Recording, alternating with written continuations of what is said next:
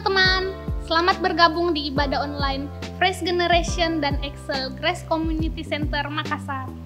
Mari kita siapkan hati untuk memuji Tuhan, mendengarkan firman Tuhan, dan memberikan persembahan yang terbaik untuk Tuhan. Jika teman-teman merasa terberkati dari ibadah kami, teman-teman bisa like video ini dan subscribe channel Grace Community Center, dan jangan lupa loncengnya ya untuk mendapatkan updatean terbaru dari kami. Jika teman-teman juga membutuhkan dukungan doa dan konseling, teman-teman bisa menghubungi nomor WhatsApp yang tertera di layar, atau kalian juga bisa DM di akun Instagram Fresh Gen GCC dan Excel GCC. Selamat beribadah, Tuhan Yesus memberkati. Shalom teman-teman, selamat hari Minggu. Kembali lagi dalam ibadah online FG dan Excel Grace Community Center. Bagaimana kabarnya teman-teman? Saya harap teman-teman yang ada di rumah, teman-teman yang nonton ibadah saat ini semuanya dalam keadaan sehat. Saya yakin dan percaya teman-teman pasti memiliki kerinduan untuk memuji dan menyembah Tuhan, amin.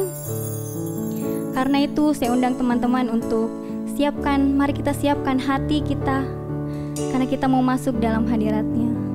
Sebelum itu, mari kita satu dalam doa. Tuhan, terima kasih untuk berkat-Mu sepanjang kehidupan kami, Bapa. Saat ini kami memulai ibadah kami, Tuhan.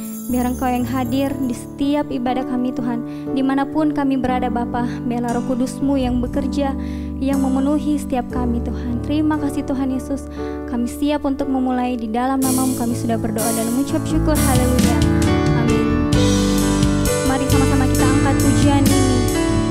Sebab Kau Allah yang setia, Tuhan. Kau Allah yang mulia, Yesus. Kau yang layak terima pujian, Tuhan. Terima kasih, Yesus.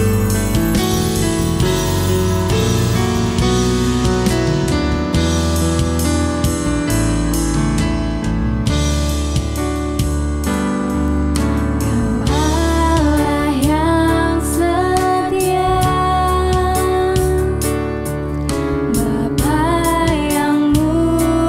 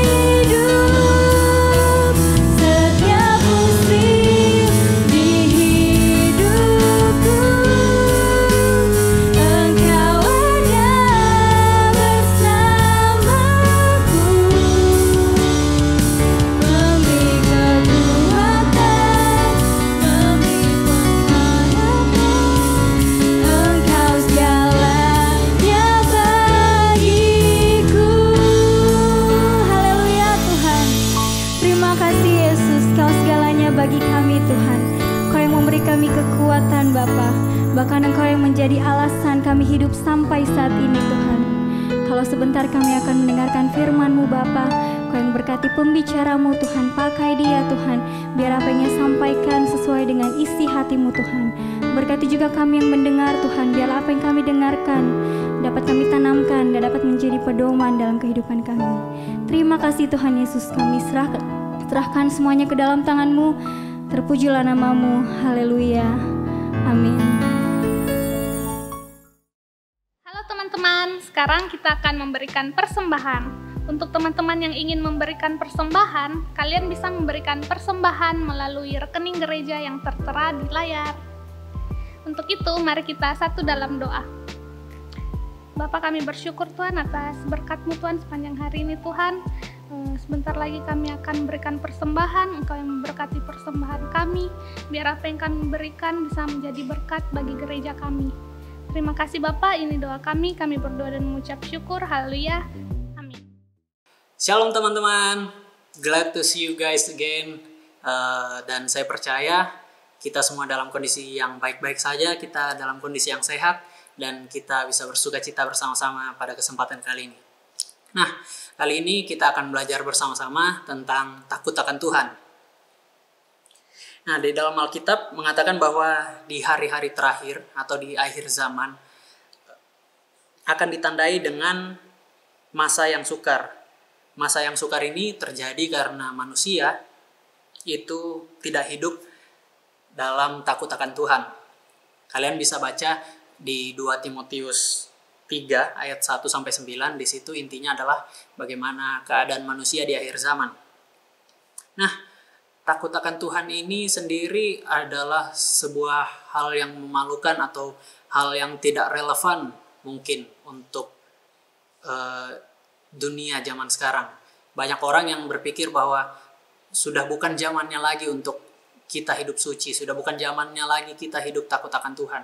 Bahkan karena pandangan ini, banyak orang yang akhirnya mulai ragu untuk menjalankan hidup takut akan Tuhan karena takut dihina temannya, karena takut dibully, karena takut dijauhi dari pergaulannya, dan segala macam alasan-alasan yang ada yang terjadi. Tapi benarkah takut akan Tuhan itu adalah sebuah hal yang memalukan?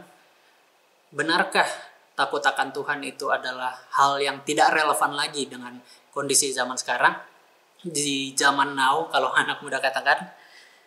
Nah, pemikiran yang mengatakan takut akan Tuhan adalah memalukan atau ketinggalan zaman ini adalah kebohongan, teman-teman.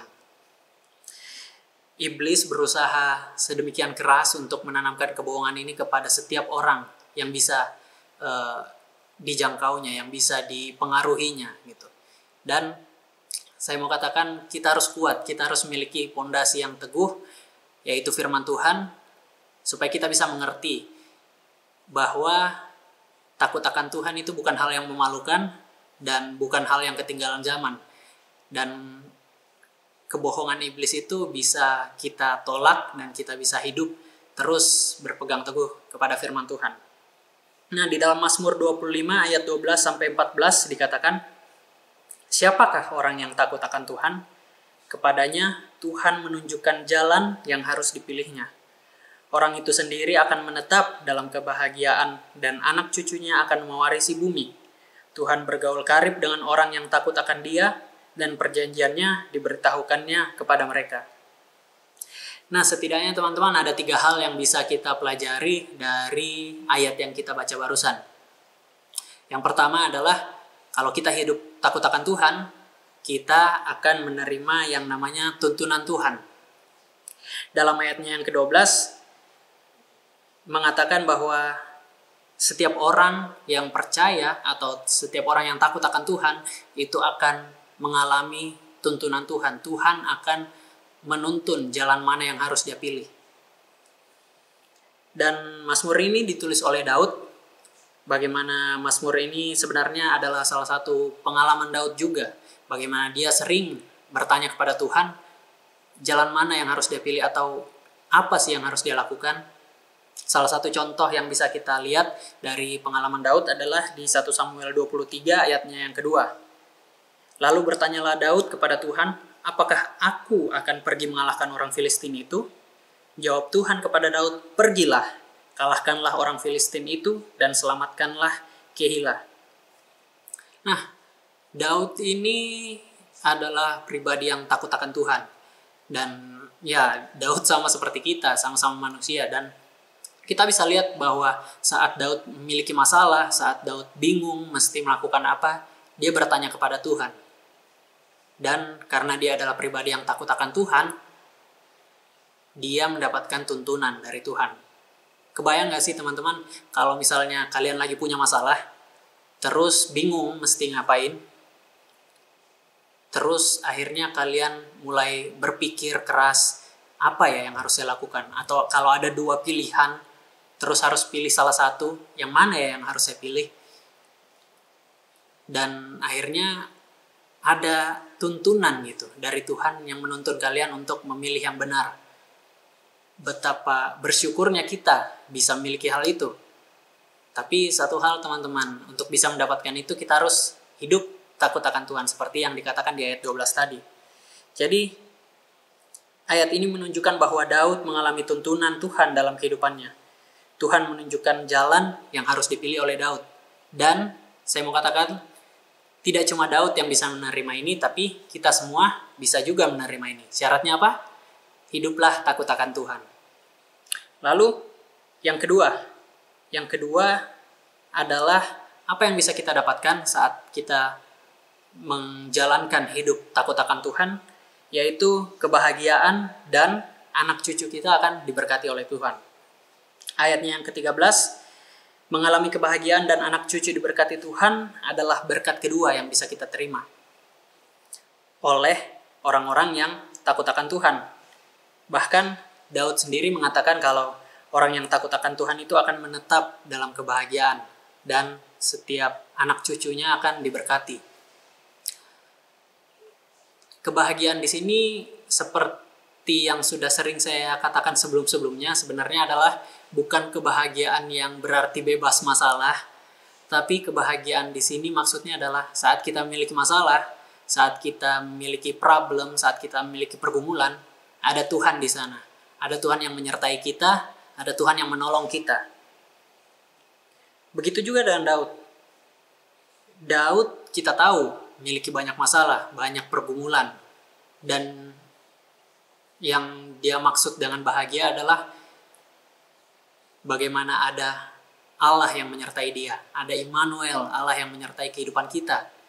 Itu yang membuat kita menjadi bahagia. Kita sering mendengar kalimat jangan lupa bahagia. Kenapa sih ada kalimat jangan lupa bahagia itu?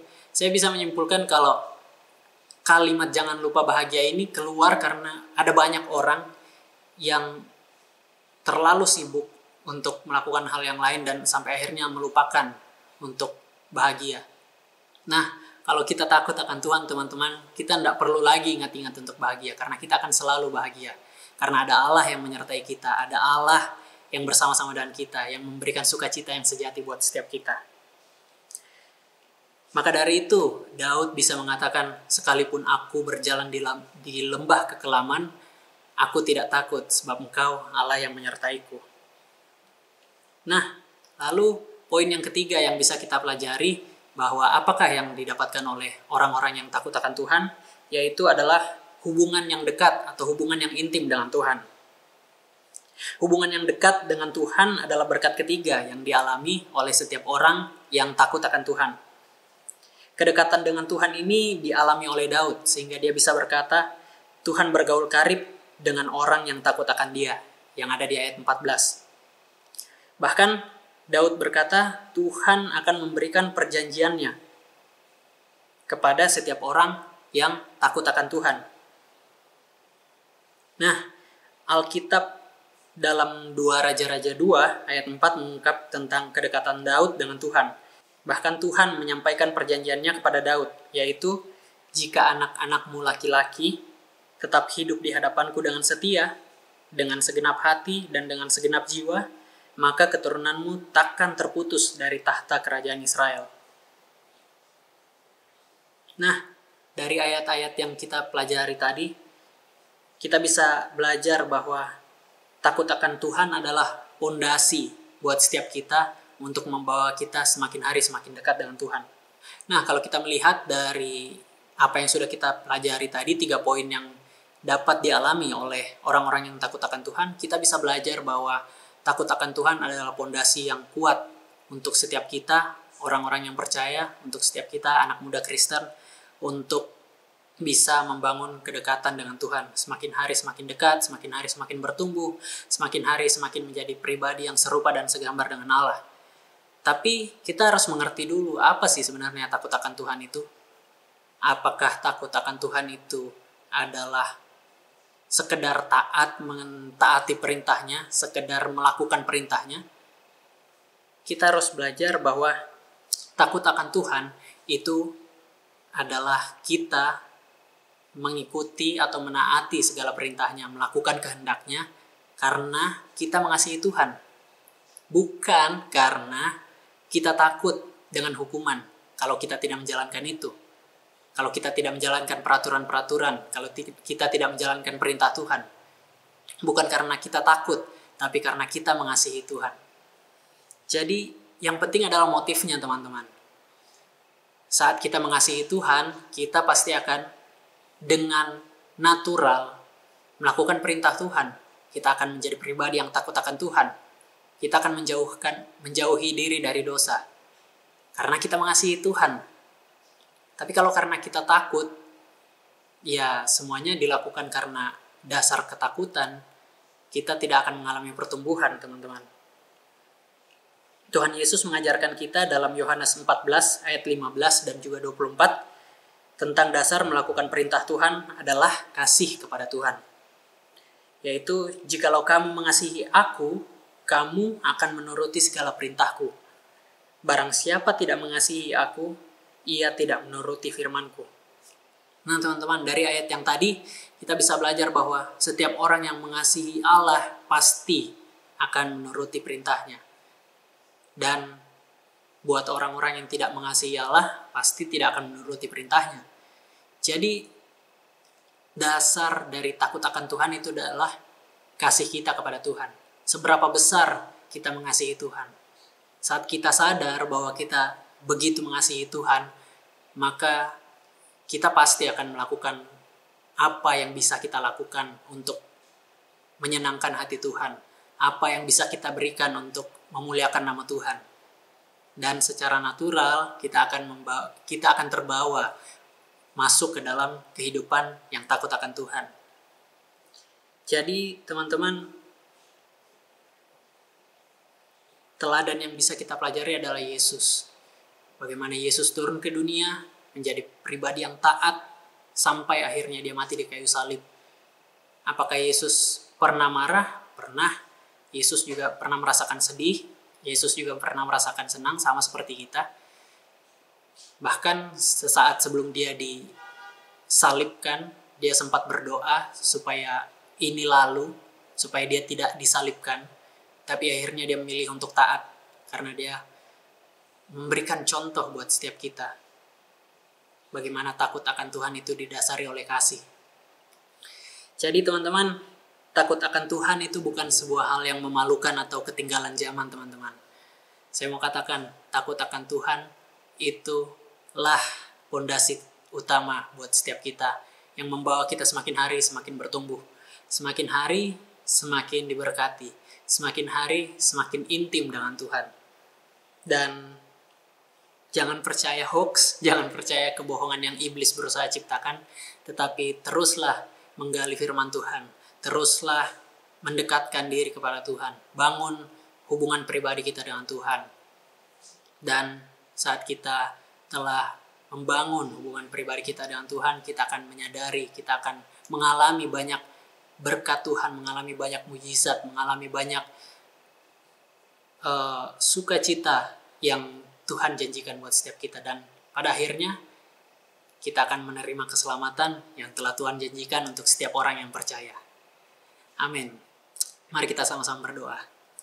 Tuhan, kami mengucap syukur Tuhan. Kami belajar untuk takut akan Tuhan. Kami belajar bahwa takut akan Tuhan itu adalah suatu yang harus kami lakukan bukan sebuah hal yang memalukan, bukan sebuah hal yang ketinggalan zaman, melainkan karena kami begitu mengasihi Engkau, maka kami mau takut akan Engkau. Kami begitu mengasihi Engkau, maka kami melakukan perintah-perintah-Mu Bapa. Terima kasih Tuhan. Terus Tuhan, tolong kami Tuhan untuk bisa menjaga kekudusan kami. Terus tolong kami untuk bisa menjaga kehidupan kami berkenan di mata-Mu Tuhan. Sehingga pada akhirnya nanti Engkau dapat menemukan kami tetap setia Tuhan. Terima kasih Tuhan, berkati setiap apa yang kami kerjakan, studi kami, karir kami, pekerjaan kami, kesehatan kami, keluarga kami Tuhan. Kau yang berkati semuanya Bapa. Biar kiranya Tuhan, penyertaan-Mu, pemeliharaan-Mu nyata atas setiap kami Tuhan. Kami serahkan semuanya ke dalam tangan-Mu, seluruh kehidupan kami selanjutnya, hanya di dalam nama Tuhan Yesus Kristus. Kami mengucap syukur dan berdoa. Haleluya. Amin. Terima kasih, Tuhan Yesus memberkati. Bye.